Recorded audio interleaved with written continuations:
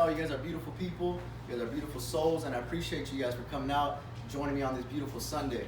Yes. And I hope you guys enjoy this service. If we can, I'd like to open up in a prayer real quick. We just close our eyes, bow our head, and just remember we're Christ-based, open faith, so whatever God it is you do believe in, that's who we're praying to. So, dear God, please help me throughout this service. Please guide me. Please help each and every one of these people understand me, leave with a positive message, and leave with a different state of mind, God. Amen. Amen. All right, so as usual, I'd like to start with the verse from the Bible. It's from second book of Corinthians, 10:3 through 4. It says, "For though we walk in the flesh, we are not waging war according to the flesh. For the weapons of our warfare are not of the flesh, but have divine power to destroy strongholds." I'm going to read it one more time. It says, For though we walk in the flesh, we are not waging war according to the flesh. For the weapons of our warfare are not of the flesh, but have divine power to destroy strongholds. Strongholds being your minds. The real war goes on inside your mind. Every day, a war goes on inside your mind. I was looking up some statistics, and it says, on average, you have 30,000 thoughts a day. On average, people have 30,000 thoughts a day. So just think about that. Think about where you're at most of your day. Most of your day, you're in your mind, right? So what are these wars that are waged on our mind? It's simple. It's anger. It's envy. It's hate. Free will. Free will, exactly. It's greed, it's fear, it's all those things. It's all that. All that, it's a war going on inside your mind. Nothing's happening physically. It's all going on inside your mind. So today's sermon, I want to focus on how to help you guys defeat those wars. Defeat those wars inside your mind to where you don't have to go through them. And the truth is, I don't expect you guys to leave here and say, I'm never going to worry again, I'm never going to have anger. It's not going to happen. It's not gonna happen. I myself, I can't even say that for myself. That's me personally. I mean, maybe you guys could do it. I know I can't. I'm speaking for myself. I know I get angry sometimes. I know I get upset. Whatever the case may be, but it happens at the moment, and it's the inevitable. So we can't focus on how to stop it from happening, because that's most likely not gonna happen. The problem we have is holding on to it. The problem we have is holding on to that after the moment, and letting that stay in our mind to where it's poisoning, it's cancerous, and it's just spreading. It's just spreading throughout your mind. While I was looking up these statistics, it says here that fear triggers 1,400 chemicals and physical responses. 1,400 chemical and physical responses that fear triggers in each and every single one of you guys when we have them. Fear is meant to control. Fear is meant to test your faith. Amen. All these things are meant to test your faith. It's to see where you're at with your faith, and that's when you need it the most. When it's getting tested is when you need it the most. When everything's going good and jolly, then you're not really getting tested, right? Everything's going your way. It's when these negative things come to your mind is when your faith gets tested. And we need to be able to overcome those challenges, those wars inside of our mind. I'd like to share a story with you guys. Growing up, I think I was in middle school. My mother would watch the news a lot. A lot of fear is put on the news. A lot of things that make people scared on the news, right?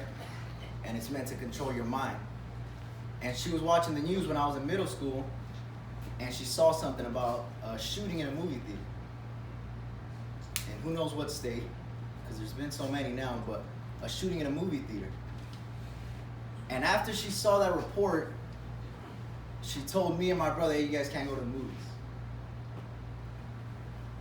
And it took me a while to realize this, but she said, you guys can't go to the movies. There was a shooting at a movie theater. You guys shouldn't be going to the movies right now, you know? Just being a caring mother. Then later, I started to think about it. Before she saw that report, she would let us go to the movies. And my mother was Catholic, so she'd do the whole Padre, el Hijo, el Espíritu Santo, Amen, and send us on our way. What was she doing right there? She was having faith. She was sending us out with God. She said, God, protect my child, and let him go to the movies. That's what she was doing. That's exactly what she was doing. She was putting her faith in God and just allowing it. But you see, when you see things of fear, things of worries, things of anger, things of depression, you're getting your faith tested. Because now you're questioning not only yourself, but your God. Why did she never question that before? Because she had full faith. But now she saw something that scared her, and now she's questioning it. And she's trying to put something in control that she can't control. Truth be told, everything you guys go through, you're going to go through. God makes no mistakes. He made every single one of you perfect in your own special way. You can't be comparing yourself to someone else and think you're imperfect. That's not the way it works. And that's another thing. It's envy as well, right? We talked about envy. You envy somebody else. You want to be like them. Why don't I have this? Why don't I have that? All that is warfare inside your head. You have everything you need right now in this moment.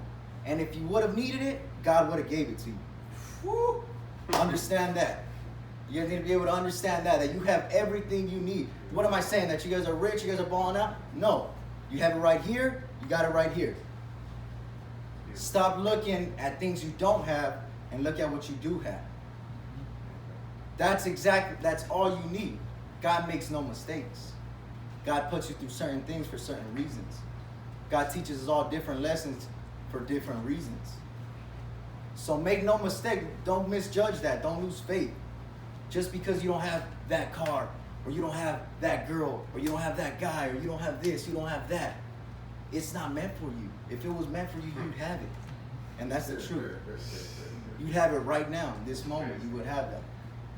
But it's not meant for you. Not saying that it's not going to be meant for you, but at this very moment, it's not. So we need to understand what's in our control and what's in God's control. Because that gets confused and we mix these up. There's stuff that we can control and there's stuff God can control. And we need to let God do his thing. We need to let your God, whoever he is, he, she, it, whoever it is, let them do their thing.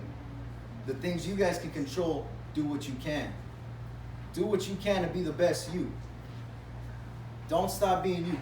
Be the best person you can be, but the things you can't control, like a shooting going on in a movie theater, you just got to put it in God's hands. We can't try to force that. We can't try to force to stop that. I actually had a great moment this last Thursday. I want to share with you guys. I was waking up Thursday. It's my day off. I try not to come to church. I just relax. It's me time, right? So I'm waking up. I'm happy. I just slept in. I just made myself some breakfast. I'm feeling full of energy. I call my fiance. I say, hey, let's go to the gym. I'm feeling good. I want to get this pump in. You know, it's my day off. Let's do this. And I'm feeling really good. I'm telling you, I'm playing music. I'm cooking. I'm eating. I'm feeling good. You cook? I cook. I cook. A bowl of cereal, but it came out good. But yeah, I'm feeling good. It's time to go to the gym. I'm getting all my stuff together. I'm walking out. And I see something by my car in the distance, something on the floor, and I can't make it. So I keep walking forward, and it's my window on the sidewalk. Somebody just broke into my car this Thursday, right? Someone broke in. What happens? First thing that happens, I get filled with anger. That's inevitable. I just saw that. I'm pissed. I'm thinking about what they took. I'm thinking about, I got to pay for my window. I got to do this. I got to do that. I'm heated, right? I'm lost in the moment. I'm getting real angry at the moment. I step in. I realize, oh shit. I got home from the gym last night late. I left my wallet. I left my laptop. Gone. Laptop's gone. Wallet's gone. So just to put you guys where I'm at, my state of mind is just, my blood's boiling, and I'm just getting heated. And I finally, after the moment, I kind of sit back and I reflect for a second. I reflect for 1 second, and I think, man, all right, it happened. Can't do anything about it, number one. It's done. You can't go and pass unless you guys have a time machine I don't know about. You can't go back in time. So it happened, so that's done. Am I going to hold on to this anger? Am I going to hold on to this and this is going to mess up the rest of my day? And I thought to myself, no, I'm not. I said, instead of me thinking about that laptop that I don't have anymore, that wallet I don't have anymore, let me think about what I do have. I woke up this morning. I have a car to get broken into. Because just think about that. How many people don't even have a car to get broken into and would take a broken in car better than no car any single day? And I really started to think about everything I do have, all the blessings I do have. And I forgot all about it. I was able to push that away. And that's what I want you guys to do. I want you guys to go, when negative stuff happens to you, don't think about what you don't have. Don't think about what just happened to you. Why me? Why this? Why? No. Think about all the blessings you have right now and think about someone that has it worse than you. And you'll see that they'll take your shoes over theirs any day. And that's when faith comes in. That's when you understand faith. That's what faith is. You don't question. It happens. The stuff that's inevitable, put it in God's hand. Live at peace. I was able to leave that. I was able to leave. I started thinking about, you know what, I got car insurance. They're going to pay for my window. I'll get a laptop. I have to track my laptop, hopefully find it. It is what it is. I started thinking about solutions, moving on with my day. I was even able to joke about it. I exit my car and tell my girlfriend, hey, put up the window, please. There's no window to put up. You know, just because it happened, guys. It's done. It's inevitable. I'm not going to sit there and waste 24 hours dwelling on what happened to me in 1 minute, in 10 minutes. I'm not going to let that happen. And you guys shouldn't let that happen. You guys have control of that. And I want you guys to take control of that. Take full control of that. Don't just say, oh, well, that's just who I am. I'm just an angry person. No, you're not. You are whoever you want to be. Like the video said, you're a perception of a perception. Don't let somebody else tell you who you are. Don't let somebody else view you for who you are. The only person that knows you is you. And you guys, I want you guys to leave with that positivity and be able to overcome any warfare inside your guys' mind.